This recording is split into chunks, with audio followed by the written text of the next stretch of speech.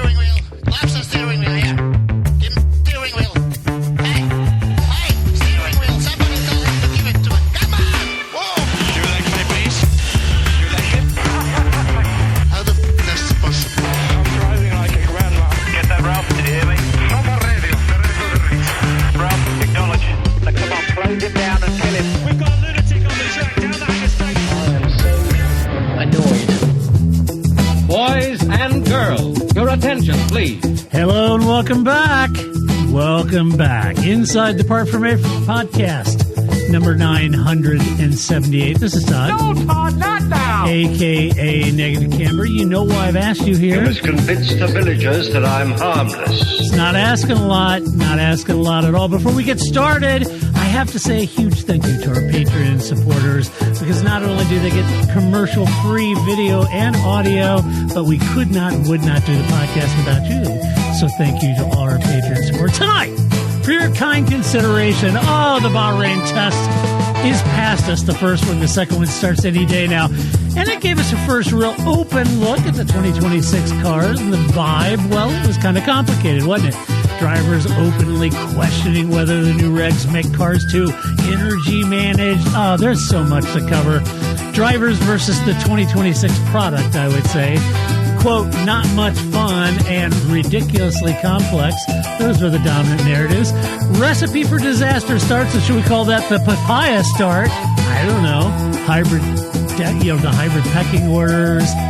We're going to talk about Barcelona, too, and Alpine and Aston Martin, all kinds of stuff. But before doing that, I got to go introduce my co-host. And that, you know what that means. I got to go all the way to the right coast of our nation, nestled near our nation's capital, where she applies her skills as a master statistician. There's all kinds of survey stuff that's too complicated for me or you to understand. Thank God we have her there, because she does understand it. The lovely, the readout of all. Grace, how you doing? Doing pretty good, Todd. How are you doing? I'm doing well. So, oh boy, Grace, it was cat teeth cleaning day. And I'm just warning those viewers of the YouTubes that Levi could be on full court press with Grace this evening. So yeah, I mean, anybody that watches the video notices that I'm constantly woo, over here, because I'm giving them little dry food treats, right? Right? Well, yes, that's what that means, is that when one cat can't have dry food, nobody can have dry food, and nobody's happy about this. So yeah. There you go. Levi screwing it up for all of us. Yeah, it wouldn't be, it's always somebody. But yes, he's they're so usually, they know when I'm here, I'm a captive audience. So this is perfect. We can get treats out of her because she can't go anywhere, right? Right. So, right. They know how to milk the system. They know what time it is. So hopefully it'll be disruption free, but I hope so. We'll but that's see. okay, we're professional. They're part of the show. That's we're right. always above it. Yeah, we'll do it. We got a lot to cover in Formula One news this week. First test of the week. It ends up being drivers versus the 2026 product. It's really not the PR storyline F1 wanted coming out of the first full test. Not at all. What was being said? Well, Max Verstappen been very blunt about the new cars, said they're not much fun to drive, and the driving style is trending towards energy management first. And even really, even Lewis pushed back, said it was too complex. He had that whole too complex, the complication angle, basically warning F1 that the fans won't intuitively understand what they're watching without better explanation, which we talked about the last time. Yeah, didn't Verstappen say it was glorified Formula E? His quote was much more it's fancy Formula E or something, yeah. Wasn't even GP2 engine. No, that's coming. Give that time. I swear by halfway through this year, we will get much slower than before. Amazing. It's going to happen. Yeah. GP2 engine. Yeah. So, I don't know, in one sense, okay, so we assume if the drivers hate it now, then the racing's going to be bad all year.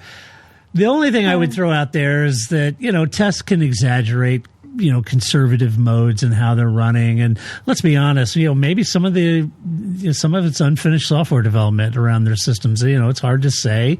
I will say race weekends tend to force a more aggressive operating window in some of these, and maybe some of this navel gazing and toying around with systems gets less prolific. They have time to mess around with systems and try different things, but come race day, it's kind of maximum speed and those kind of things. So it'll be interesting to see all of the hints, innuendos, and allegations coming out of testing about energy and lift and coast and unexpected and all these different things. And we're scrubbing off speed when we're normally going fast, and energy management and all those sort of things. If those continue into the first race weekend, which will be interesting. And some of this is, strategery, both by the drivers and the teams, right? Because if Australia is a disaster, you want to have coverage either way, right? Like, so you want to have coverage if it's great, you want to have coverage if it's a disaster. So everybody's kind of hedging. You never know what anybody's running.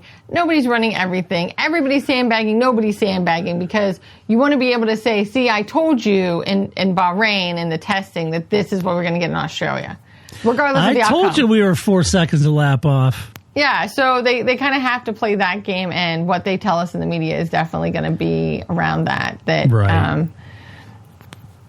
So that nobody really knows, and we don't know, and they have to worry about what each other, because the other teams are watching each other, right? And they know what to watch for, as we've talked about before. Like, I don't know what to watch for, but they certainly know what to look for in each other, right? Yes. And so they're going to be able to, excellent. They're going to know. What was your hand signal that did that? I think it's this is what does it, right? Like a celebration. Cool. Yeah. I don't know, right? Or Richard Nixon shows up. I'm not sure, but one or the other. So it'll be fun to see what actually happens in Australia, because they all kind of have to set the stage for whatever may come up.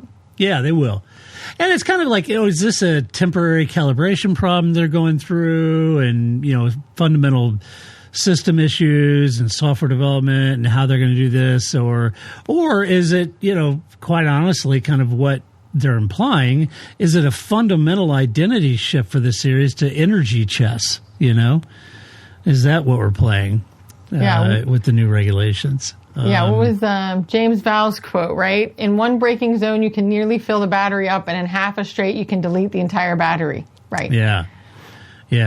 So, by the talking points coming out of testing, it does seem like it's a game of energy chess, but whether that manifests itself or not, I was chatting with Paul earlier today via SMS, and he was saying, well, let me just read you what Paul charged, because you guys believe him more than you do me, which you should. He said he was talking about telemetry and stuff like that, and I said, well, F1 will have micromanaged that. They'll pick the fly poop out of the pepper on that deal. And he said, yep, everyone is saying the sky is falling, but I think they're actually doing better than I thought with the rules that were engaged. So, Paul's not throwing the towel in. We talked about it. I don't know if it was last week before. Maybe we were talking about, maybe this is to Lewis's point. I do feel like, and I don't know, I say this as if I know that they're not doing this. They very well could be doing this.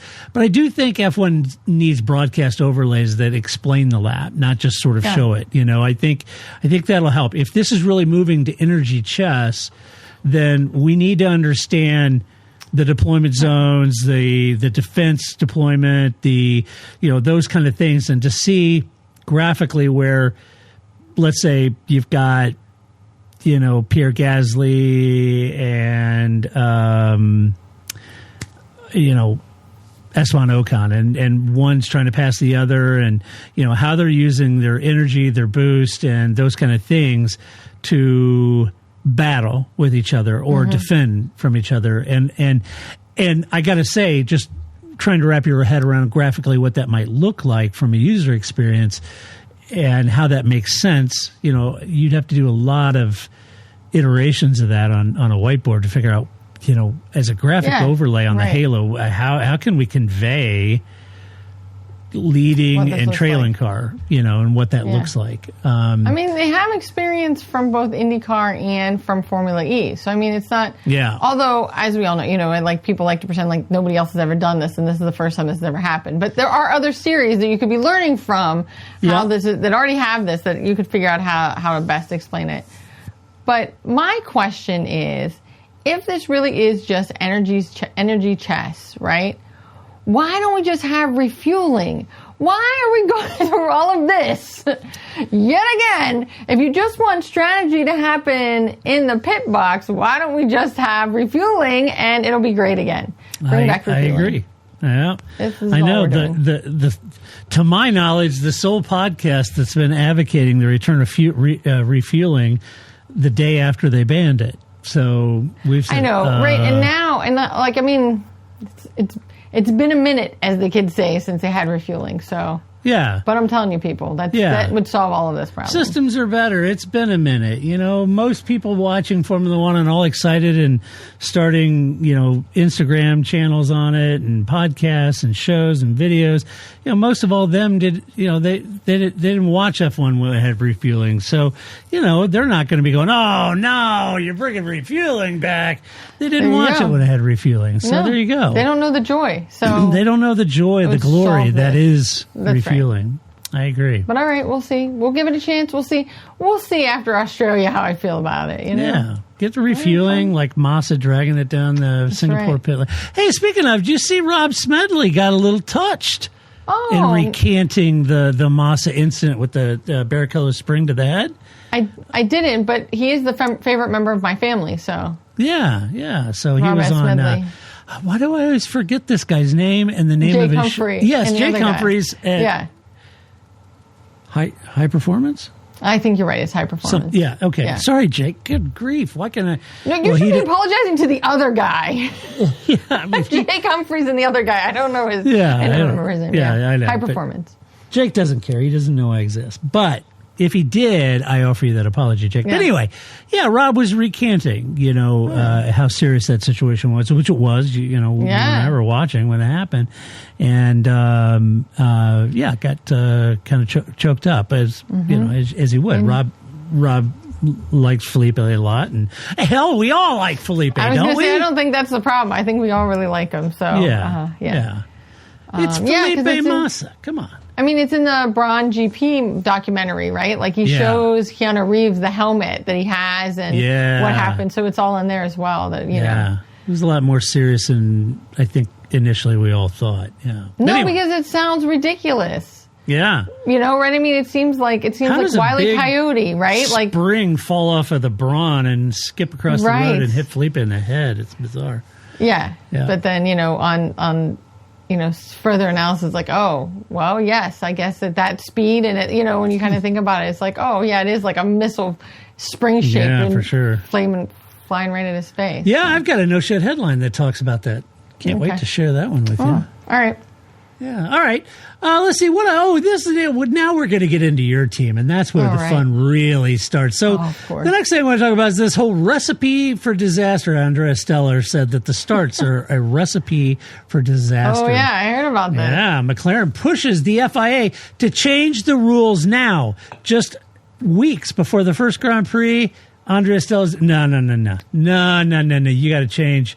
You have to change because the starts, some are going to have slow starts. A slow start is incredibly dangerous, as we've seen in the past. Yeah. And the whole braking mysteriously long before the end of a straight and the speeds that, that's a major issue. So starting procedures is a major issue. Closing speed risk is a major issue. And, those cars ahead suddenly slowing to harvest energy. And he's pushing for tweaks before the season even starts, right? Now, in one sense, you got to say, well, that's just pure safety. So there's no competitive angle. He's arguing safety. Wow. What, are you against safety? right? Not when it doesn't help my team, I am, right? So, Yeah. yes, it can be both, right? Yeah. It can be about safety Right. and give him an advantage. Right. Which is my counterpoint to the assumption, which is safety framing is also the cleanest way to force late changes that may neutralize someone else's better integration of their system, right? Are you against patriotism? Do you hate this country, Todd? Yeah. How dare you, right? It's an easy way to Right. reframe any argument. Right. Are you How dare against you? safety? Do you You're want people to against safety? die? Come Good on. grief, what kind of kind of rogue person are are you, you? Jeez. against safety? Oh, Todd. Yes. So, so if the FIA changes starts just weeks before Melbourne, Grace, who gets burned? The underprepared or the best prepared? Well, not McLaren, because they wouldn't have suggested it if they thought they were going to get burned, right? Right. So not McLaren. Mercedes, maybe, because that's who they need to get burned, Yes. right? Yeah. And they're looking at Red Bull and Mercedes. I mean, if it's the underprepared, I don't know that Aston Martin is underprepared. Maybe they're prepared but underperforming. They're definitely underperforming at Bahrain, but Right. maybe they'll luck out and this will be a break for them. Yeah. Being not where we expect them to be. Yeah, So. we've seen this in the past, right? Teams making arguments for safety grounds, wanting things tweaked before the start of the season or those kind of things. And, draping that with the cloak of safety, is well, are you against safety, FIA? You're supposed to be the sports safety, steward. And I don't know. It's in your job title, safety. Yeah, it is. Yeah. So that's it. So yeah, I don't know. I think that's pointed to Red Bull because the argument out of testing is that they've got their energy mapping and everything much better than others. But look, and if it is truly a safety thing, do we fix safety and accidentally create a new performance Unsafety, differentiator? I mean, right, that's what you always worry. I mean, it's, in all of our jobs, that's always what you worry about, right? Yeah. Like when you program a survey, you never want to make changes because if you change one, you got to test everything again because you never know what sort of cascading effect there is somewhere in your program, right? Right. So it would be the same thing. You could, by fixing one, it's just fingers in the dam, right? Like by fixing one problem, you've created something else somewhere else. And so you're always you have to be careful when you make those changes for any of those cascading effects. Yeah. Yeah, I don't know. But they have people. I mean, that's the thing too, is that the FIA has people. It's not like the only thing they have to go on is the word of the teams, right? They have to hear what the teams have to say. They have their own people who are unbiased to figure this out and then report back to all the teams. And there's some back and forth. They really, something like this close to Australia, they can't just be like, guess what?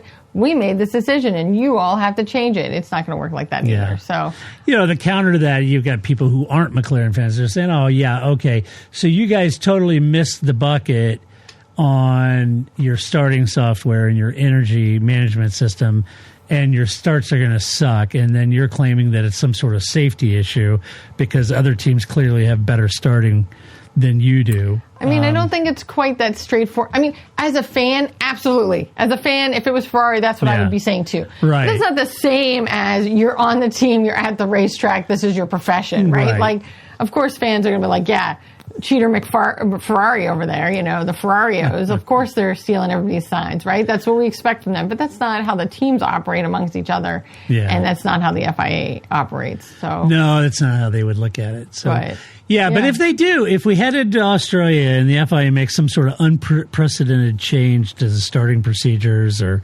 the lift and coast procedures, something like that, I think we have to just call that the papaya start at that point. Nice. Because that is clearly what McLaren are advocating. So time will tell. I don't suspect they're going to do any changes until they see how it actually manifests on track. And again, they have to be publicly on the books. That's the other thing too, right? They wouldn't have to do it publicly, but they got to be publicly on the books in case something happens and they can CYA, right? So they got it. I told you this was a problem. Hey, right? we said before the season, FIA, that's on you. We should have changed it. We told you. I told you. And then if it's not a problem, we'll just never hear about it again. Yeah. Right. It'll quietly go away. Yeah. Yeah. Let's see, what else is in the news? Well, out of the first Grand Prix testing session in Bahrain, the old hybrid pecking order chatter starts coming out, with fingers pointing at Red Bull Ford as a step ahead. That's kind of the implication. So the early paddock and GPS tracking chatter has singled out Red Bull's hybrid usage as an early benchmark, with rivals pointing to deployment execution as the real differentiator here. Like, they've totally got on top of their whole energy management and energy generation. And they're saying that these guys, they're doing it a lot better than others. Hence, that's what Mercedes and Total Wolff were saying. Of course. Meanwhile, Mercedes finished the test 1-2. Right. I know, right? Yeah. I mean, if this is true and Red Bull, it's like, well, take that, Rob Marshall and Adrian Newey who, and everybody's leaving that. Like, we didn't need any of those, 700 people that left, Right. It'd be kind of like if the Patriots had won the Super Bowl, like Tom Brady who, whatever. We don't need that guy. So I think that, that would be pretty, impressive doesn't seem like the right, but I would, I would be impressed that that's what's happened, because they have had a real jump ship over there at Red Bull, and they're going everywhere else. I know. So if they were able to really be this good as they're being accused of here preseason, then maybe even I have to admit that they might be good. Yeah, they might be onto something over there. Yeah, they could be. I don't know. Does early GPS traces equal truth? I don't know. The old caveats all crop up in testing. Mm-hmm. Well, there are, teams are in different programs, fuel loads, priorities for those programs are running, kind of distort everything. But when rivals start naming a benchmark early, it's usually because something is visibly annoying them, right? Right. Typically. And it could be a myriad of things. It could be, Mercedes is under a lot of fire about the whole, 18-to-1 compression ratio versus the regulation 16-1. Clearly they'd take a lot of that scrutiny off them, because they supply multiple teams. And if the Mercedes engine was found to be contravening the regulations, then that impacts a bunch of teams, right? So the FIA has got a real problem there. On the flip side of it is, Mercedes could be taking a little heat off themselves. Look at over here. Could be doing that too. Is it genuine or classic look over there politics? Right. That's right. The other thing is, or if it's true, are we about to see the new term, which is deployment sandbagging, to replace the old engine mode sandbagging like we have for years? So now we're not talking about, they're sandbagging, they've got their engine dialed back, they get their engine mode changed. Now it's all about deployment sandbagging. Who's deployment sandbagging? Are we ready for that? No. I don't know. It's starting to sound not fun. I hope I'm wrong. We got 3 weeks. We haven't gotten there. I mean, I think that's the thing too. Let's see how it goes. We also don't know what will continue to have legs once the season starts, right? Because now, it's just, we're getting more stuff, but still not really enough stuff to fill a news cycle. So it's like, of course, anybody that's a legit news outlet has to cover every nook and cranny of this in a way that in 3 weeks they won't have to do that, because there'll be enough to cover to fill their pages, if you will. But right now, this is it. So we got to milk it for all we can. Yeah, I'm going to cling desperately to Paul's sage wisdom that he thinks they're actually doing a better job of the whole energy thing than what people are saying and kind of what initial fears were. So. Yeah, and I think it's also true because it's something that is complicated for us as not engineers, right? So I think that's the other thing too, is that they have people that understand this on their teams. But me at home, I'm like, I don't know this. This sounds like a lot, right? So then it's easier to create that narrative of this is a lot because I'm already believing that. Whereas when it's just, a straightforward, ICE engine, it's like, okay, I got it. I got a car. I know what I'm doing. I got this. There's less, bubbling and consternation about it. Yeah, agreed. Yeah, it'd be interesting. I think you got to let them track out a few Grand Prix and see how this plays out. And the teams are always going to exploit the regulations to the nth degree, and they're going to take advantage. And, they come out with regulations. Yeah, we see more cars on track. Then it comes to find out that teams will set most of practice out because it doesn't benefit them to run. And they're like, sorry for fans. I know it sucks, but... we got to do what's best for the team. So fans are on the grandstands and Oak's car running for most of practice. Hope you like seeing Cadillac. Yeah, right. So we'll see. They'll be out there. Yeah, we'll see. I would imagine there'll be a lot more running early days. Yes, right. I would imagine that makes during sense. Practice sessions. You need every moment you can. You would. Yeah. They should stack all the sprint races at the beginning of the season. Yeah, right. Right, the first 5 races should all have sprints. Sprints, yeah, right. Take that. Right. Yeah, I would imagine come on Friday's practice sessions in Australia, there are going to be a lot of running. People setting up their energy mapping and all of that for that circuit in particular, right? Turn by turn and straight by straight. They'll be working on that. Let's see. Oh, well, this is, it'll be interesting to hear everyone's take on this article. So, Barcelona now has joined the rotation circuit with Spa-Francorchamps, the Belgian track. The calendar scarcity era starts to get real, Grace. It's starting to come home to roost. They've been talking about it and all of these places that are just, crawling over broken glass to host a F1 race because the F1 spectacle is so galactic in scope that they've got to have a Formula One race in their country. The Olympics are only every 2 years, man. There's not enough, right? This is a much more lucrative way of sports washing. Right, but damn it, Rwanda loves Formula One. Right. We need a race there, right? That's right. So now it's coming home to roost, folks. As reported, Spa now is going to host the 2027, 2029, 2031 races, in addition to the previously confirmed Grand Prix extension years. And Barcelona is going to alternate with them in the 2028, 2030, and 2032. They're not... okay. And it still runs in 2026, and the event is named Barcelona Catalunya Grand Prix. Now you're thinking, okay, wait a minute. Well, the context is this.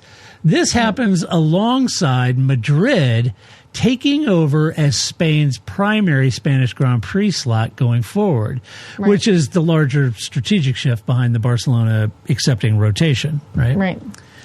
And it's interesting as I was thinking about it because you all know how I feel about Spa-Francorchamps. And it's interesting because this is F1 openly saying that, yeah, Europe is staying, but not all of it gets a guaranteed annual seat. And rotation is the compromise between heritage and calendar scarcity at this point, right? And, okay, well, going on that, the historic, so maybe then the assumption is that, hey, Grace, rotation really protects historic circuits. That's kind of how that's presented. Yeah, it also weakens them commercially, folks. Yeah. Fewer yearly events can mean less consistent investment and harder to sell fans who are trying to plan annual trips. And how do they afford those large FIA certification upgrades on the circuit and what F1 demands and paddock amenities, et cetera, if they're only hosting a race every other year? Right? They go, oh, okay, another assumption. Well, okay, I know it's alternating, but Spa's safe for now, so they're not going to do away with Spa. It's still on there. Not yet. Yeah, to your point, Grace, rotation is often a step down. It's not a step up. And Spa's promoters wanted a full-time deal, but rotation signals F1's leverage remains incredibly high, and they can make this change despite, and I would argue, in the face of what fans say that they want. That's what I'm saying. I have many thoughts here. Right? I bet you do. We'll start with that point. Why Spa? But I think not just the fans, universally, I think the drivers, everybody loves Spa. Why is that the one we're rotating with? Right. Plenty of other places. That to me seems like the one thing that, Ferrari and McLaren are going to shake hands over and be friends about is Spa should be on the calendar every year, right? Why is this always...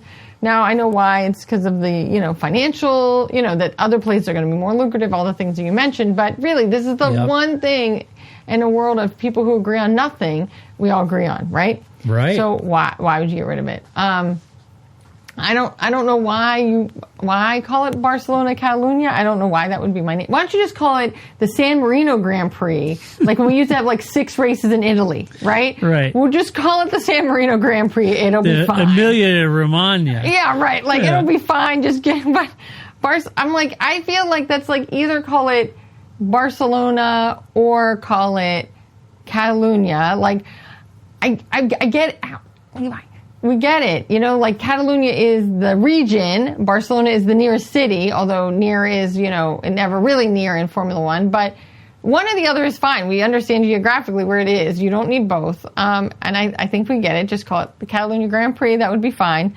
But I don't know. Why make this more complicated? But I do think it's interesting because there's so much testing that the teams do at Barcelona. Yeah. So that also is why it seems, even if let's just say, even though this is like the smallest part of the pie that shapes their decision making, if it was about how good the race is, like what's the spectacle, what's the watchability of the race, maybe Barcelona should come off the calendar as often because of that.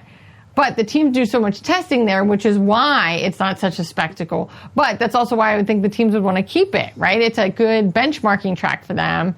When they do come back to Europe from the Flyer Race, they know what they do at Barcelona.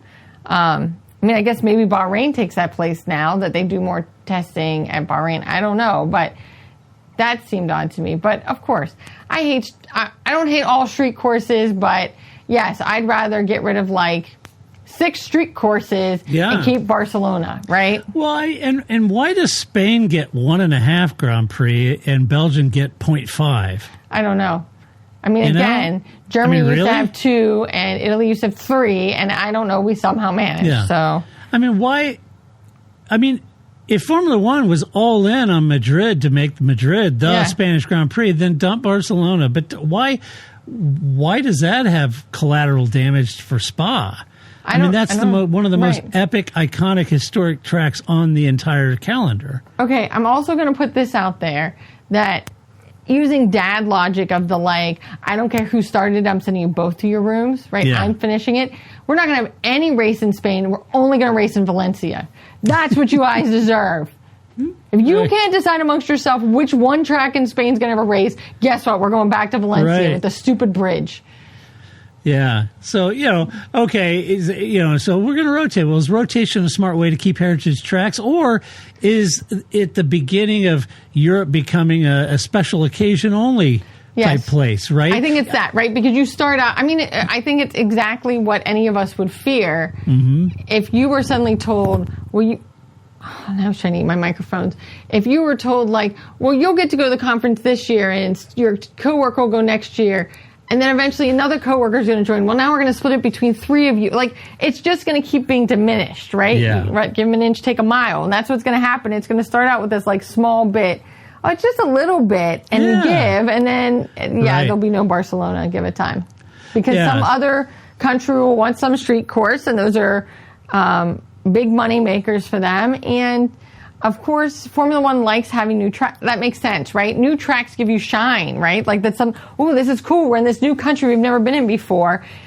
That's great when it's a legitimate new track or it's really great. But when it's not, then it just falls on its face, right? Yeah. I think MotoGP has now had several of that where it's just like we're in tracks that are in countries that like we're not ready for all of this. Yeah, and that's not great either. So. No, it's not. I mean, I'm outraged. I'm apoplectic. I am beside myself with grief. I don't know why Spa is catching the strays here on this. I don't either. I don't either. Well, I mean, if you're a fan, do you prefer a few iconic races or more new market races with better facilities and bigger fees? I know which one F1 prefers. Yeah, because that's what they benefit from. Yeah, but for me, and I've said it about Spa. It's like. Well, okay, if you're going to do this in Barcelona, why don't you do Barcelona and Suzuka alternate? Oh, well, no, we can't touch Suzuka. Well, but you can touch Spa. Yeah, because exactly. Why didn't Barcelona and Zandvoort? Oh, well, we can't do Zandvoort because of Max. Oh, okay, all right. Yeah, not yet. All right, yeah. Give it another 5 years, though. Yeah, okay, gotcha.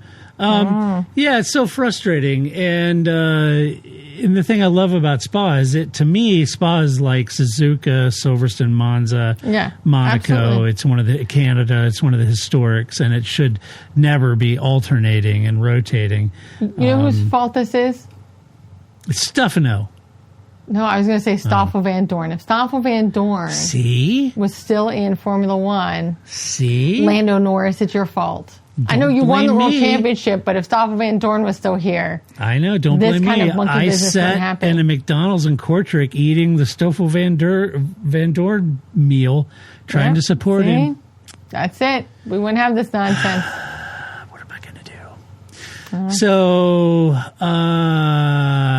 so let us know what you think. I go back to why do I love Spa? Because, and I think Paul's brother Steve, who himself has spent his life in motorsport, and I was interviewing him many years ago, but we were talking about Spa, and he said, well, the thing about Spa, what makes Spa perfect as a racetrack is its imperfections. That's what makes it perfect. And I thought that was the best description of Spa. It's and character.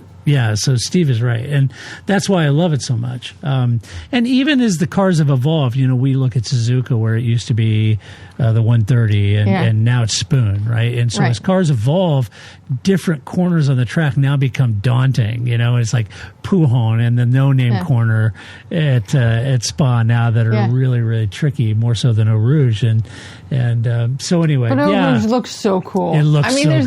You're never going to get away from. I mean, there's no way Azerbaijan or Vegas is ever going to look as cool as that turn does. Yeah, I'm not suggesting Eau Rouge is easy, but it's not as difficult as it used to be. No, that's right. Yeah. So anyway, not like two dummies going full speed up the turn to see if they can do it and crashing out. Not like that. Yes. That was JV and was it Timo? Wasn't it Truly? I don't think it was true. No, I don't remember. Glock. It could have been. I know it's Jack Villeneuve. That's all. Definitely. That's all I needed to encode. I don't know who the second driver is. Jake Humphreys. I know it was Jack Villeneuve. That's right. I don't need to sit on those awkward-looking, very uncomfortable chairs in your studio. You ever notice those chairs? They look like the most uncomfortable chairs ever. Yeah, I don't know, but I watched a lot of NBA interviews, and I think there's no chair that those guys ever look comfortable in. Well, yeah, because they're like 7 foot, 250 so it's like you just pounds. get used to watching that where you're like, the regular person looks like they're a child sitting in the seat, and then you see the basketball player and they're like eating their kneecaps. But even Jake seems all like hemmed in. He's like, he needs to get a better seat. You're right. Yeah. It's your show, man. It's your show, Jake. Get a sponsor. Throw a few quid at it. Come on. Get yourself a better chair. They can be crappy chairs, but you should have a better chair. Here, I'll give you a tip. Go get a Barcelona chair by Knoll. That's a chair. There you go. All right. In other news, I saw this. I thought I'd pick it up for the news cycle this week. Alpine exits WEC after 2026. Focus shift or corporate triage? Which one is it? That's the big question. So Alpine said that it's going to leave WEC at the end of 2026 to focus on F1, positioning it as a strategic concentration. Now, the assumption you might be making is, well, more focus equals instant F1 performance, right? Oh, well, that's a given, right? That's a given. Back it up here, people. Yeah, What the hell? No, it's not. Focus helps maybe in governance, but execution still rules. And focus can also translate to we're cutting what we can't justify. Right? How successful were they in WEC? I mean, I don't know that answer, but because that can also be a part of it too. It's like suddenly I'm not doing so well, so we have to switch our focus, Todd, and we can't be doing these 12 different things. And it has nothing to do with that. It's just like I'm not successful in WEC, and I can't just bow out gracefully because I will have egg on my face. So this is a way to say, oh, we're refocusing ourselves on Formula One and getting out of the series we're not doing well in. And it sounds great as a press release, but hey, somebody smarter than me that knows this, and maybe it's our friend Tom because he follows WEC at a granular, almost at a microscopic level. You're right. Somebody smarter than me told me, because if they're saying, well, this it allows us to concentrate on F1 and F1 performance and blah, blah, blah. Okay, my first immediate reaction is, well, that's odd. That's really odd, because didn't you just choose to get out of making your own engines for this team? and sold a portion of the whole team to a private equity investment firm. And I'm thinking, well, how does that make sense? What, you don't make the engines for the F1 cars you're running. Right. You don't own 100% of the team anymore. You sold that off. And how does it make sense that we're stopping this full Renault effort over in WEC to go over on this effort, which we don't even make the shove in the car, and nor do we really own 100% of it? So how do you juxtapose those two things, right? Yeah. Not so sure. Commitment or retreat from expensive distractions? I don't know. What must Alpine prove by mid-2026 to actually make this look like a smart decision? Yeah. You know? And let me throw one more conspiracy curveball at you. Okay. They chose to get out of the engine making, sold a portion of the team. Could any of this, Grace, and bear with me here, could any of this play into renewed investment behind a potential Christian Horner deal? Man, that is not going to die, is it? Until Christian Horner shows up as the fifth Spice Girl, this is never going to end. I got my tinfoil hat out on that one, and I'm thinking, okay, why would Renault back out of WC and say that they really need to focus on their Formula One team when they don't make their own engines anymore and they don't own all the team, unless I think Christian went back in and said, okay, boys, I'll turn this team around. You get your head back in the game. Let's make this happen. All that crap and all that shit talking I did about your engines and a serial bite bull and all that stuff, that's water under the bridge.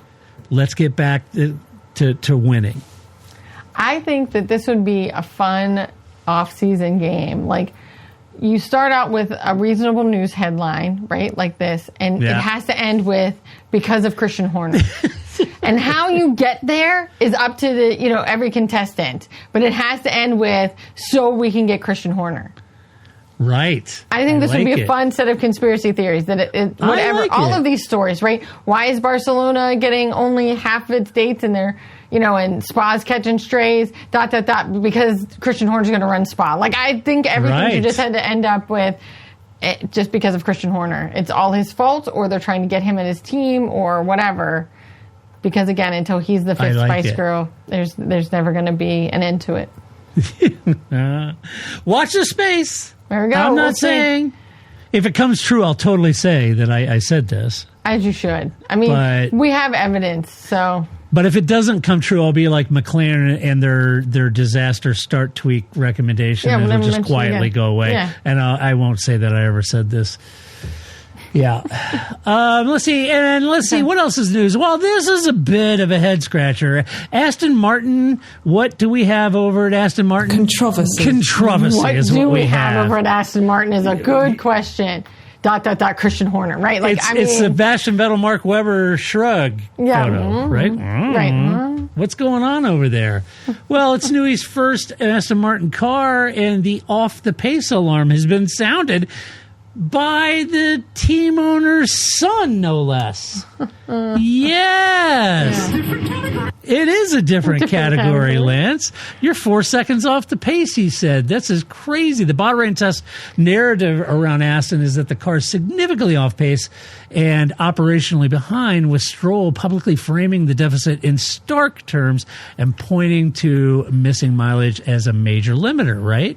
And, okay, fair enough. Let's take that on board. Is it a big deal? Well, it's the first season where Aston's Newey era is supposed to look like something, and instead of the early story is walk before we run, that's kind of weird. Instead of showing up and hitting and being competitive in Adrian Newey car, so they spent the lead up to the Barcelona with Adrian saying, "Well, look, if you really got to know, I guess I can go ahead and tell you. Look, we were 3 or 4 months late to this program." Now, I'm thinking, really? Because that's the first we heard of it, because all of last year, all we heard was, Adrian Newey, Fernando, because Adrian Newey looked at your car. Oh, no, he's focused on the 2026 car. He doesn't look at this year's car at all. And that's been the narrative all last year. Now right? he's like, well. We were 3 or 4 months late getting started on this. Is it sandbagging? Decoy? I don't know. Aston Martin sure better hope it is. That's a lot of sandbagging. Yeah. They are not looking great after Barcelona. And Larry isn't going to be happy, Grace. No, Larry's going to be mad. He spent a lot to get you there, my friend. So I don't. And he isn't going to put up with this kind of nonsense either. He's not going to care. No. He was thinking he bought Adrian Newey. He bought a wind tunnel. He bought a new headquarters. He did it all for the glory of love. No, he did it all for Adrian Newey, Fernando, and all that. And he was expecting to show up on the grid. I don't know that he was expecting to win the title in 2026. Nope. But I definitely think he thought they'd be fighting for podiums. He thought they'd be better than Cadillac, that's for sure. Yes. I'm pretty sure that's not where he thought they'd be. Right. Now, I'm thinking, okay, well, Newey car slow equals Newey's washed up. All right. No, let's come on now. Yeah. That's not that. I think the 2026 power unit energy integration is really, the whole car is PU energy integration heavy, period. And we know that. If the package or the software is immature, even a great aero concept won't show. If the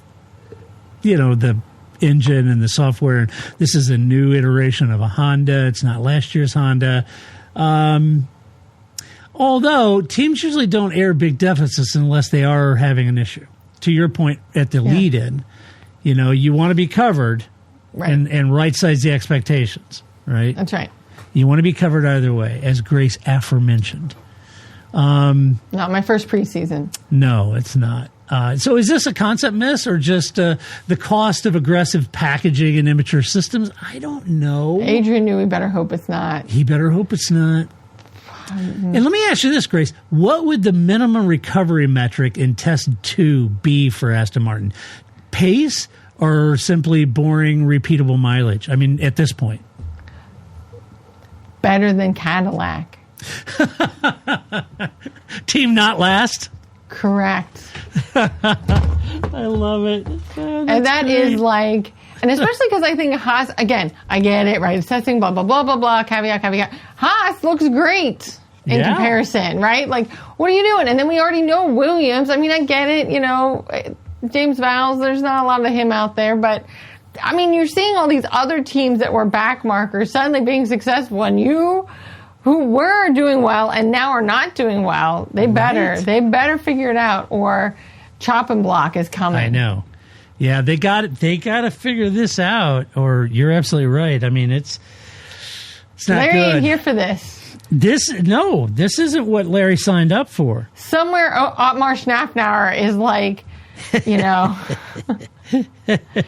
Adrian, my friend. My friend, I can solve this for you. Yeah. I have the tools. I have the talent. Yeah. Yeah, it's, I don't know. We'll have to see what happens. I just think, I don't know.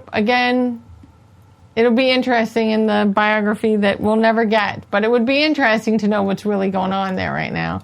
And especially because he's put literally, Adrian Newey, you're in charge of everything from paper cups to race wins. Yeah. All of this is your job now. I mean, Adrian's got to go into ADP every other Friday and approve time cards. Correct. All of it.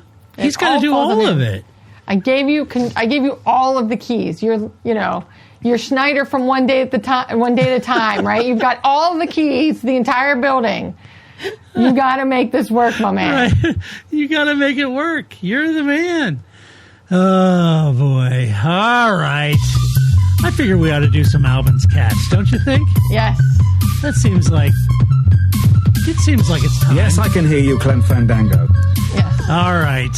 Let's do some. Let's start with you, Grace. You've got some Albin's Cats. I do. In case you have been living under a rock, we're now into the second week of the Olympics, right? So that's happening.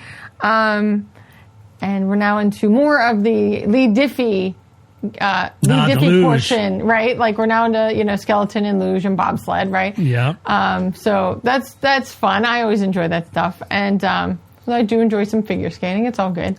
And things that people can do on skis that I don't think anybody should ever do on skis, and I don't know why this is a sport. Yeah. Yeah. Why are you doing this? So anyway, I did want to mention to the viewers at home that the snowboarder half pipe was this past weekend, and friend of the show, Scotty James, from Australia, won the silver medal. So now I hear you saying, who's Scotty James? Why do I care about Scotty James, Grace? Well, he happens to be Lance Stroll's brother-in-law. He's married to his sister. Now, I love this story because, first of all, I heard Scotty James tell this story, and he talks about how he ran into Lance at a urinal at the Australian Grand Prix, and that's how he got into, what eventually became marrying Lance Stroll's sister. But it was just like, I don't know, watch out who you run into in the bathroom. You never know what might happen.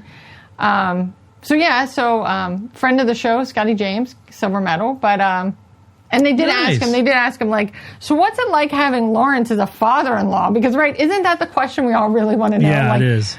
And he's like, yeah, he's intense. You think? Yeah, I think that's what I was like, okay, that's not what I want as a father-in-law. You go over for family dinner, and he opens the door, and he's like, Exactly. Like, I have 7 minutes for this dinner. Make it quick, Scotty. Yes. Yeah, I have 7 minutes for dinner. Good. So, really? Yeah. Hey, could you come back in and then come back in and do the chest pounding thing again? That was cool. Yeah, I appreciated that. I was really impressed down here, I can tell you. Another, like, is there anybody here at this wedding hoop jacks? Otmar Snapnauer from the back row. Well, you sure? Yeah. You sure you want to do this? Yeah. Otmar, giving the middles. Yeah, so that would be, with all his flair, right? Giving both of the middles. Yes. So, all the Otmar flair. Yeah, so there you go. There's your little Formula One. It's about the Olympics and about Formula One. So nice tie-in for you. Thank you. Yeah, Thank nice. you. Nice. And I don't know if you ever can find that. I now, unfortunately, don't remember the podcast. This is the problem with the algorithm. Things just show up, and it's not. I know. I wasn't looking for it, so now I don't retain where I heard it because I wasn't looking for it. It just appeared. It just shows up. Right. And now I don't know. And I didn't see it because, as odd as it sounds, I've been watching biathlon because. Oh yeah. People with skis and guns interest me. So. There was a meme that was like, so if a triathlon is swimming, running, and biking, then a biathlon, what is that? Swimming and biking? Let me tell you. Nope. It's none of those things at all. Ski, shoot. Shoot. I do love some biathlon because it is just like fun. A crazy. That's I know. Can you imagine skiing like crazy? You get up there and you have to stand and shoot 5 little targets. Your heart's going boom, boom, boom, boom, boom. You're just losing it. That'd be tough. Especially because I can't do either of those things particularly well. So yeah, right. But yeah, that was crazy. So I do love the Winter Olympics. There's always such I do too. Yep. Fun because I think the Winter Olympics more than the Summer Olympics all seems like dares. Like, I've told this story that I thought growing up it was just my brother and his dumb friends, and then YouTube was invented, and I realized it's all men. Like, I don't know how there are any men alive on this planet because they all do dumb things, especially as teenage boys, just to entertain themselves. Yeah, well, everything in the Winter Olympics just seems like, I don't think you could do that. And now it's a thing, right? It is a thing, right? And so it all just seems like based out of a dare.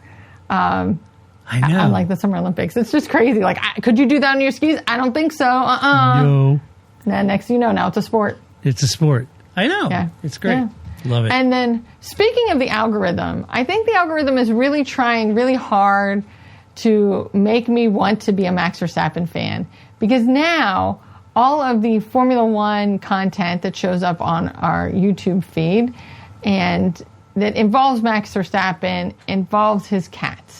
So it's like now I only get Max Verstappen cat videos or interviews where he mentions cats. It's like the algorithm is trying really hard. Like, but he likes cats, right? You know, it's like, all right, I can like that. I actually like more.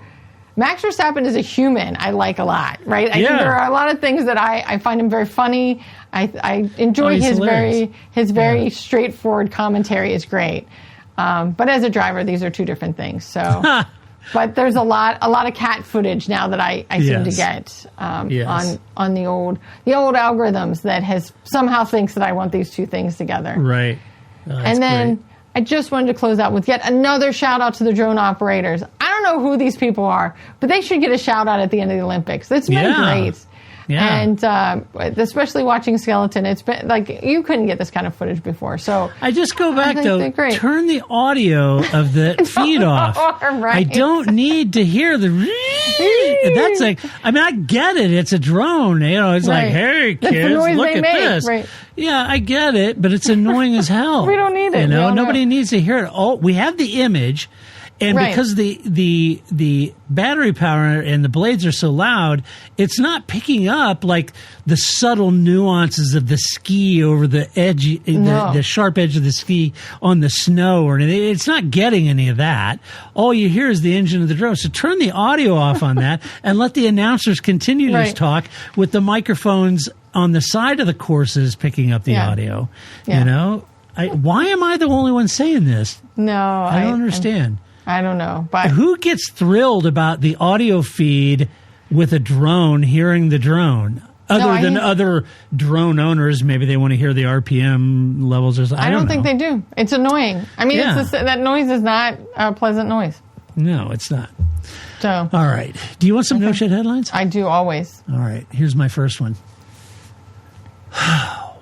This is a disaster.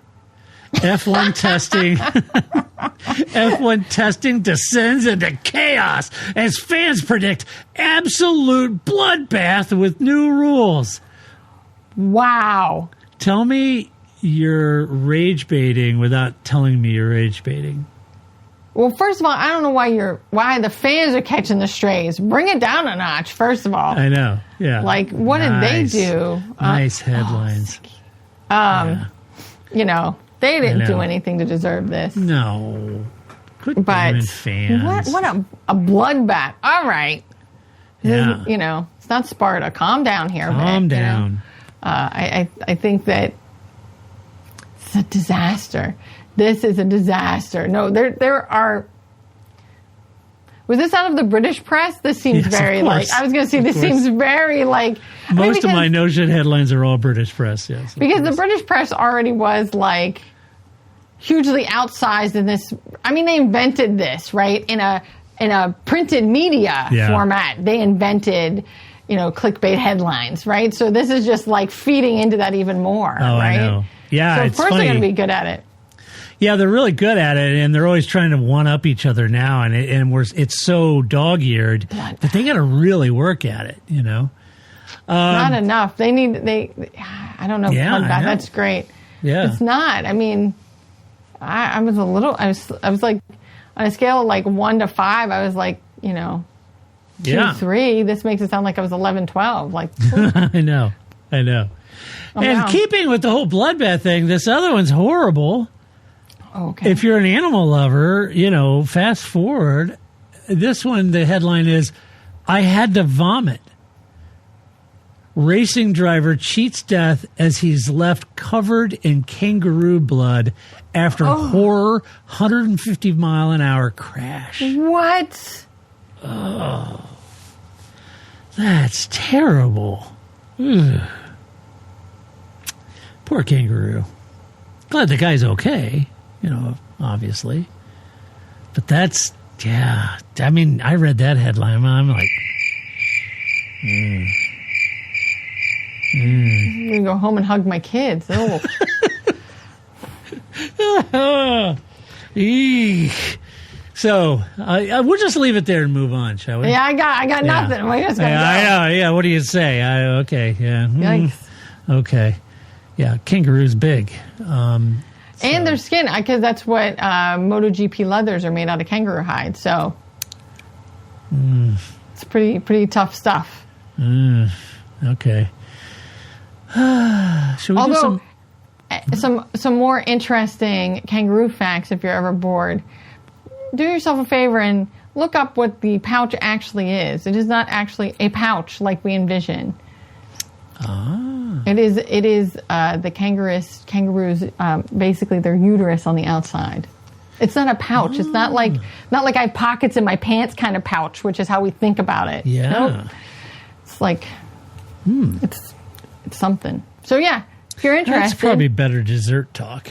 kangaroo. Okay. Yeah, that's right. We'll start with the bloodbath and the vomiting, and then we'll move on to what a female kangaroo pouch actually There we is, go. and enjoy that, and be amazed and disgusted at the same time. What does it all mean, Basil? I don't know. I found I found that it was something I had never really considered, because you always see the images of, like, from Winnie the Pooh or something. Rue just goes in the pocket. I never really thought about, like, what is that pocket really? It's not a pocket. Poor Rue. Yeah, it's gross. All right. So should we do some mailbag? You've got mail. Yeah. Let's do it. All right. All right. Hey, our old friend, yours and mine, Paul Richards. Yeah. He's at Shoreham by Sea.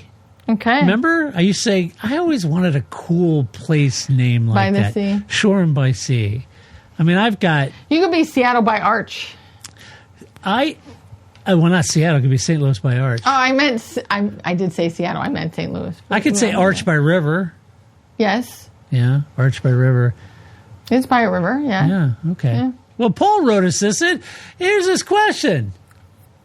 He said, Todd and Grace, do you think the new generation of Formula One cars are effectively built for the PlayStation simulator generation? In other words, could drivers who didn't grow up using complex gaming controller simulators or platforms like iRacing be at a disadvantage? For example, Lewis Hamilton or Fernando Alonso, they don't sit at home every night on their PlayStation. And with the sheer volume of in-car controls technology now involved, surely this could be a big factor. ?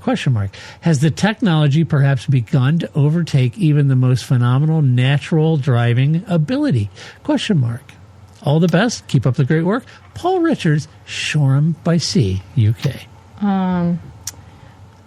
So I think in some ways this is true for all of us, right? That somebody who is younger than you or me or anybody else, right? They're native to whatever that technology is in a way that I'm not, right? So I have to learn it. We're still doing VLOOKUP, not XLOOKUP. Right. In order to be proficient in it. And that person, somebody who's coming into the field at 20 learned it in school, right? They came into it native in a way that I've had to learn it, right? And someday that 20-year-old, everything that you are now, I once was, and everything I am now, you will become, right? So eventually you will be me, and you'll be the person going, oh, that's the new thing that I don't know how to do. So that day is coming for you. But I think that why wouldn't that be what happens in racing as a profession? That it's not just that your skills, your reaction times get slower, and those kind of things that also happen with age, but also they are born native into this car that you weren't, and you're just having to learn this technology the same way I'd have to learn a programming language or something like that. That I learned C++. Well, that's not what they teach anymore, and the kids don't ever even know what that is. So it's like, I think that. But what I think is, it isn't that the cars are specifically built that way. It is just the nature of the beast that every 20-year-old is going to know something that I don't know. And in Formula One, it's just going to be younger, right? So some 18-year-old versus Alonso in his 40s, they're going to know something that they don't know because they came into the cars being closer to what they are now. But the same was true for Alonso. Yep. He would have been sharper when he was 20 than somebody would have been in their late 30s, right? And someday that 20-year-old will also be Fernando Alonso. It's just the way a profession works. There was that sort of moment several years ago where, a few people were trying to find sim racers and convert them into actual racers, right? And some of them did well. They got, in GT cars and stuff like that, and they did pretty well. None of them were like world champion or anything. That I don't think I'm wrong on that. And so that evolution sort of has been going where that, the tie-in between sim racing and real racing, and Max does a lot of sim racing, and, that whole generation of F1 drivers, they all do a lot of sim racing. And so, and you think, well, to your point, it is different in the sense that they've grown up with this system technology and system platform approach that they're native to that others aren't, older generations aren't. And I think that's been some of the problem with the last iteration, the 2014 regulation changes with the hybrid and the PU, MGUK, MGUH. I always think that Daniel Ricciardo found those difficult to drive. I think the ground effects cars, I think Lewis really struggled with those and the mechanics and how they worked to get the best out of it, even at Mercedes. So I think there's some of those elements that hold true. But I would say back when they were doing this, you have a young kid that had been gaming for 10, 12 years versus a young kid who'd been out karting for 10, 12 years. So the feel and car handle, I don't care what you say, in real life is much different. It can be simulated really well, but those that are out pounding out mileage on 4 actual tires in karting versus those that are doing it on sim, it's just a different deal. But why wouldn't you be doing both? Yeah, and some probably were. Yeah, right? Verstappen does both, right. That's what I was saying. Back when this started coming up, could a sim racer be a real race car driver, et cetera? Now, as time has gone on, they are doing both. Right. They're sim racing and real racing. And so they're doing both. But I think the understanding of systems, the platforms, how they work, all of that being native to that is quite a bit different than picking it up. But to that, I would say that some of the drivers have done better than others as the technology and regulations have changed. Right. Like I said, Fernando Alonso is still driving. Yeah, but he's also like the best of the best. Yeah. Right? Yeah. I'm sure that Max Verstappen, if he wanted to, could also be racing into his late 40s. I don't think he'll want to do that, but he could. Right. But that doesn't mean that Checo Perez could be doing it, right? Yeah. But I think there is an advantage to being steeped into the technology and software and those kind of things in sim. And you'd have to pick up different skills, I think, right? So like you were saying, right, that you can't feel it in your butt, right? You can't feel it in a sim the way you can feel it in a car. So you must use something else to compensate for that, right? Right. So it's kind of like they talk about, we used to think that when people, like if you were blind, you'd be able to hear better, right? Like that your ears would compensate for your blindness. But what it actually is that you do all of these things the same and you actually dampen your hearing. Right? Because as humans, we rely so much on our eyes. So your ears could always hear that well. It's just now your eyes are silent. So now you hear your ears, right? So, but you would have to have some way of compensating for the fact that now you can't feel it in the car because you're in a sim, but you still need to be successful. So are you using your eyes differently? Like, are you looking for different turning points? Or are you feeling the car differently because you don't have that same feel? So I think that would also help, how you navigate a car because you still have to be successful somehow. And you can't rely on what we've all relied on with our just feeling it in our butts and how it slides around. And I think if it wasn't effective to a point, and maybe largely so, these teams wouldn't have multi-million-dollar simulators to do a lot of their car development on. So I think in short answer is that it is an arrow in their quiver, in their arsenal. And I think it's an effective one, but still different than the real thing. And so, I think it's a net positive for him, for sure. And I think any young driver coming up now that hasn't spent a lot of simulator time or doing iRacing and those kind of things, has a lot of ground to catch up. Yeah, and I think especially in Formula One where, so if you're the best 22 drivers get a seat. Yeah.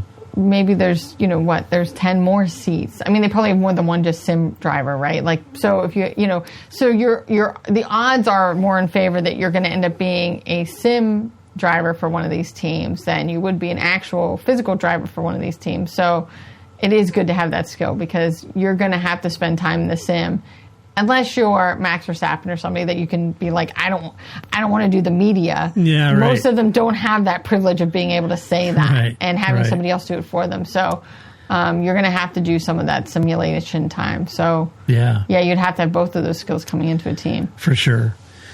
All right, well, that's what we think about it. Let us know what you think about that or the news or any other issues that we talked about. And you can do that by going to thepartfroma.com. Share your opinion. Do it with decorum and civility as always. And if you like this podcast, go to your favorite podcast player and give us a good rating. If you watch this podcast, or even if you don't watch this podcast, go to our YouTube channel. Hit the like button, hit the follow, hit the bell icon because, well, damn it, it's free. It doesn't cost anything, and it would help us. And then share it. Share it. You know, feel free to spam it on the socials. That would be great. We'd be grateful for it.